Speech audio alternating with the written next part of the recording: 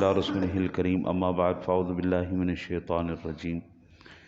بسم الله الرحمن الرحيم قد جاءكم بصائر من ربكم فمن ابصر فلنفسه ومن عمي فعليها وما انا عليكم بحفيظ۔ تمہارے پاس آنکھیں کھولنے والی دلیلیں آئیں تمہارے رب کی طرف سے، تو جس نے دیکھا تو اپنے بھلے کو، اور جو اندھا ہوا اپنے برے کو، اور میں تم پر نگہبان نہیں۔ اس آیہ مبارکہ میں اللہ آپ کی خیر کرے جی، جو بصائر کے معنی استعمال کیے گئے ہیں، بصیرہ یہ سوجھ بوجھ سمجھ کے معنی میں استعمال کیا جاتا ہے، دانائی کے معنی میں، سمجھ کے معنی میں استعمال کیا جاتا ہے، اور دلائل و براہین کے معنی میں بھی اس کو لیا جاتا ہے۔ یہاں یہ اسی دوسرے معنی میں ہے، اور مراد اس سے قرآن حکیم اور اس کی آیات ہیں جو آنکھوں سے پردوں کو ہٹا دینے کے لیے بالکل کافی ہیں۔ حضور آج نا جی ایک ہے جی نوسٹرڈیمس، ایک یہ بندہ ہے اور ایک ہے بابا وانگا۔ یہ دو ایسے ہیں جن کی غیر مسلم، جن کی پیشن گوئیاں بہت مشہور ہوئی ہیں، اور آج کل بڑے نہ وہ خبروں کے اندر اور میڈیا کے اوپر اس کا نہ چرچا کیا جا رہا ہے۔ اسی طرح حضرت نعمت اللہ شاہ ولی رحمۃ اللہ تعالیٰ علیہ، آپ کی پیشن گوئیاں بھی پاکستان کے حوالے سے، عالمی سطح کے حوالے سے یہ ساری پیشن گوئیاں موجود۔ یہ جو دو میں نے پہلے ذکر کیا ہے، نوسٹرڈیمس کا اور اس کا بابا وانگے کا،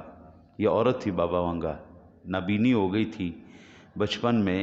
کو طوفان، ہمارے ہاں پنجابی میں اس کو کہتے ہیں واورولہ، اردو میں کہتے ہیں بھور۔ وہ نہ بھور اس کو اٹھا کے لے گیا تھا، آنکھوں میں ریت جانے کی وجہ سے اس کی نظر چلی گئی، آنکھیں بند ہو گئیں، لیکن اس کی تیسری نظر کھل گئی۔ اس نے پھر پیشن گوئیاں کرنی شروع کیں، اس نے 100 پیشن گوئیاں کی ہیں تو اس میں سے 60-50 درست ثابت ہوئی ہیں جی، اور اسی طرح جو نوسٹرڈیمس نے کی ہیں اس کی بھی اسی طرح ہے۔ ایک اللہ کا ولی گزرا ہے حضرت نعمت اللہ شاہ ولی رحمۃ اللہ تعالیٰ علیہ، اور ان کی بھی پیشن گوئیاں ہیں، اور جس طرح اس اللہ کے ولی نے پیشن گوئیاں کی تھی بعین ہی اسی طرح جی حرف بحرف پوری ہو رہی ہیں۔ بعض ایسی ہیں جو سمجھ میں نہیں آ رہی، بعض ایسی ہیں۔ یہ حضرت نعمت اللہ شاہ ولی رحمۃ اللہ تعالیٰ علیہ نے قیامت تک کی پیشن گوئی فرمائی تھی، لیکن ان کا کلام فارسی کلام تھا، اشعار کی صورت میں تھا، وہ ضائع ہو گیا۔ ہم ظاہری بات ہے کتاب کی قدر نہیں کرتے، ہمیں قدر نہیں کتاب کی، مسلمان بالخصوص، وہ بے قدری کی وجہ سے ضائع ہو گئیں کتابیں، لیکن جو موجود ہیں ان سے یہ پتہ چل رہا ہے کہ کیا زبردست، آگے پیچھے کا ان کا کوئی اور نہیں، ہاں کچھ حالات کا پتہ چلتا ہے۔ یہ عرض کرنے کا مقصد یہ ہے کہ یہ جتنے بھی پیشن گوئیاں کرنے والے، یہ میں نے 2-3 کے نام لیے ہیں، اور بھی ہزاروں ہیں، کئیوں کی ہزاروں، جس نے جو پیشن گوئی کی، اللہ تہاڈی خیر کرے۔ پیر پنجر سرکار، پتہ نہیں گدیاں والے نو کی ہو گیا ہے جی، مت ماری گئی ہے انہاں دی، انہاں بھی پیشن گوئیاں شروع کر دیتیاں، تے انج ذلیل ہویا نا جی، خدا دی پناہ ہے وہ بندہ۔ تانوں کی پیا کہڑے پاسے جا رہے ہو؟ ہر ایک بندے نے نا جب پیشن گوئی کی ہے نا، اس کو منہ کی لازمی کھانی پڑی ہر صورت میں۔ یہ میرے آگے اللہ کا پاک کلام پڑا جی، 14 صدیاں گزر گئی ہیں جی۔ قرآن نے کہا ہے زبر ہوگا تو زبر ہوگا، قرآن نے کہا زیر ہوگا تو زیر ہوگا، رب کعبہ کی قسم ہے 1% بھی قرآن کی گئی پیشن گوئی، قرآن کا بتایا ہوا فارمولہ غلط نہیں ہوا، 1% بھی قبلہ۔ میری سمجھ میں نہ آئے یہ ایک الگ بات ہے، میری سمجھ میں نہ آئے الگ بات ہے، لیکن قرآن نے جب بھی جو بات کی ہے صدیوں پہلے، اور میں کہوں حضرت صاحب یہ بہت بڑی جو ہے نا جی رب کی قدرت، کرشمہ، معجزہ، اور میرے نبی کا یہ معجزہ ہے، یہ کلام الہی کا اعجاز ہے کہ قرآن نے نہ صرف 2023 آگے والے آنے کے زمانے کی، قیامت تک کے زمانے کی، حشر کے میدان کی، جنت کے اندر لوگوں کی اور جہنم کے اندر لوگوں کی آخری منزلوں تک کو بیان کر دیا۔ یہ بہت بڑا چیلنج تھا قبلہ کہ ان صدیوں کے دوران تمام ٹیکنالوجیاں آنی تھیں، آنے کے باوجود کوئی ماں کا لال آج تک قرآن کو غلط نہیں ثابت کر سکا۔ حضرت جی آپ کیا سمجھتے ہیں کہ کافروں نے ٹیل نہیں لایا ہونا؟ جب ان کو پتہ چلا نا کہ ہم قرآن کو مٹا نہیں سکتے، یہ تو چھوٹا چھوٹا مسلمان کا بچہ جو ہے وہ سینے میں قرآن رکھ کے اس کو محفوظ کر لیتا ہے، بڑے بڑے بزرگ بابے ان کے سینوں میں قرآن ہے، بچے سے لے کے بابے تک کے سینوں میں قرآن ہے۔ جب ہم نہیں نکال سکتے تو ہم کیا کریں؟ اب دو کام کر دیے، مسلمان کو پیسے کی لت لگا دی، پیسہ بڑی شے ہوندی جے، ہوئے ہوئے ہوئے، نہ باپ نہ بھیا، سب سے بڑا روپیہ، ہاں جی، او مسلمان نہ کیڑے پاسے ٹور پہ پیسے لے جا، پہلی چیز یہ چسکا ڈال دیا، پیسہ لے موج کر۔ دوسرا اقتدار کا نشہ ڈال دیا۔ آپ کیا سمجھتے ہیں کہ کیا رب کریم کے حبیب میرے تیرے سونے نبی حضور جناب رسالت مآب صلی اللہ علیہ وسلم، جن پر آج بھی ہماری جانیں قربان ہیں، آقا جی اللہ سے کہتے یا اللہ مجھے بادشاہ چاہیے، حضور نہ دیتے، اللہ نہ دیتا؟ کائنات کے سب سے بڑے بادشاہ، ایسی بادشاہی ملنی تھی حضور کو حضرت جی کہ کائنات میں آنے والی نسلیں دیکھتی، انسانیت دیکھتی کہ کوئی دنیا میں بادشاہ ہو کے گیا، لیکن نہیں، حضور نے مصلی کو پسند فرمایا، حضور نے ممبر کو پسند فرمایا، حضور نے سادگی کو پسند فرمایا۔ تو دوسرا میں اقتدار کا نشہ ڈال دیا، پیسے کا نشہ ڈال دیا، اقتدار کا نشہ ڈال دیا، اور تیسرا بہت خطرناک ترین نشہ ڈال دیا ہمیں، فحاشی کا اور بے حیائی کا نشہ ڈال دیا۔ یہ تینوں وہ چیزیں ہیں قبلہ جنہوں نے ہماری ریڑھ کی ہڈی کو توڑ کے رکھ دیا۔ حضرت جی مسلمان نوجوان اس وقت اور کوئی بھی نہ ہو نا جی تو کڑیاں دا ٹھرکی تے لازمی ہے نا جی، ممکن ہی نہیں ہے وہ منڈا کھنڈا تے کڑیاں دا ٹھرکی نہ ہوئے، نہیں ہو سکتا۔ ان کے فون، ان کی تنہائیاں، ان کی خلوتیں اس وقت انتہائی خطرناک صورتحال پر جا چکی ہیں۔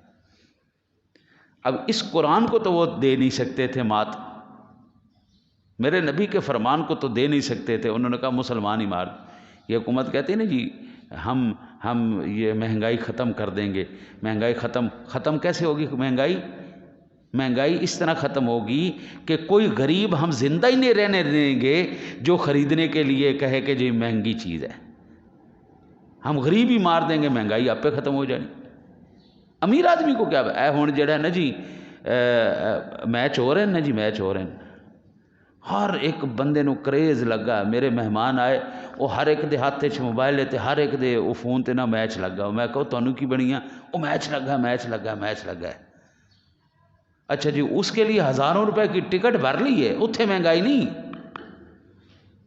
حضرت صاحب میں ان دی لائٹاں دا سنیا کہ جو صرف یہ میچ کھیلنے کے لیے لائٹیں لگا رہے ہیں 80 کروڑ روپے کی لائٹیں لگ رہی ہیں جی، تہاڈا بیڑا گھر ہو جائے۔ 80 کروڑ روپے دی لائٹاں، 80 کروڑ روپے آٹے دی مد دیو، عوام مر گئی، بھوکی مر گئی، ہاں جی آٹے کی مد میں دو، نہیں،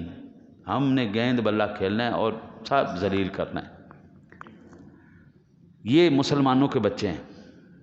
اب یہ اس طرح برباد ہو رہے ہیں۔ قرآن کہتا ہے کہ یہ واضح دلیلیں ہیں، فمن ابصر فلنفسی، یہ الفاظ بڑے، قرآن کا ہر لفظ سبحان اللہ جی سبحان اللہ۔ اللہ کہتا ہے تو جس نے دیکھا اس نے اپنے بھلے کو دیکھا، پیسے کا، اقتدار کا، فحاشی کا، بے حیائی اور یعنی کا، یہ تین ایسے حملے کر دیے، زن زر زمین، تینوں حملے ایسے خوفناک کر دیتے نے، مسلمان تباہ و برباد ہو رہا ہے۔ اگر مسلمان فمن ابصر فلنفسی، اللہ کے قانون کی طرف دیکھے گا، اللہ اور اس کے رسول کے فرمان کی طرف دیکھے گا تو اپنے بھلے کو دیکھے گا، ومن عمی فعلیہا، اور جو اندھا ہو، وہ چھڈو جی مولیاں دا تے کام بھی ہے ہی، مولیاں دا حضرت صاحب دنیا دے نال اسی چلنا ہے، دنیا داری کرنی پیندی ہے جناب، سود دا نظام چلانا پیندا ہے جناب، سارا کچھ کرنا پیندا ہے، مولیاں نو کی پتہ کیویں حکومتاں چلدیاں نے، واہ بھائی واہ۔ ہاں جی، قرآن کہتا ہے ومن عمی فعلیہا، جو اندھا ہوا، اندھا ہوا، ہاں جی، قرآن سے اندھا ہوا، شریعت سے اندھا ہوا، قرآن کے احکام سے اندھا ہوا، تو اس نے کیا کیا؟ اپنا برا کیا اس نے، قرآن کا تو کچھ نہیں۔ وما انا علیکم بحفیظ، محبوب تو ان سے کہہ دے میں تمہارے اوپر نگہبان نہیں ہوں، وہ اینج کر اینج کر اینج کر اینج کر، میں تم پر نگہبان نہیں ہوں، میں نے تم تک اللہ کا پیغام پہنچانا تھا، محبوب ان سے کہو میں نے تم تک پیغام پہنچا دیا، اب تمہاری مرضی ہے، میری مان کے جنت میں جانا ہے جنت میں چلے جاؤ، میرا انکار کر کے جہنم میں جاؤ، اختیار ہم نے تمہیں دے دیا۔ یہاں پر یہ میرے آقا نبی اکرم صلی اللہ علیہ وسلم کی یہ آخری یہ جو آیہ مبارکہ کے الفاظ وما انا علیکم بحفیظ، اس بات پر دلیل ہے کہ اس آیت کی وحی براہ راست لسان نبوت پر ہے، اور یوں ارشاد نہیں ہوا کہ ان لوگوں سے کہہ دو، بلکہ کہنے کی بات پیغمبر نے خود براہ راست فرما دی۔ وحی کی یہ قسم روح نبوت کی غایت اور قرب و اتصال کی دلیل ہوتی ہے، گویا منبع فیض کا فیضان خود زبان رسالت معاب صلی اللہ علیہ وسلم سے جھلک پڑتا ہے۔ گفتہ اللہ بود، وہ نہیں بولتا، وہ پنجابی چ کہندے میں نہیں بولدا، میرے وچ میرا یار بولدا، میرے محبوب کریم صلی اللہ علیہ وسلم نہیں بول رہے، حضور کی زبان پر خدا بول رہا ہے۔ حضرت صاحب یہ ہے جی آج کی آیہ مبارکہ کا پیغام۔ کریم آقا جی علیہ الصلوۃ والسلام کے صدقے اللہ تعالیٰ نے جی ہمیں ان لوگوں سے نہ کرے کہ باوجود حق سامنے ہونے کے اللہ ہمیں قبول کرنے کی توفیق نہ دے، ہمیشہ اپنے حبیب کا صدقہ اللہ اور اس کے رسول کا غلام اور ان کے تابعدار بن کے زندگی گزارنے کی توفیق نصیب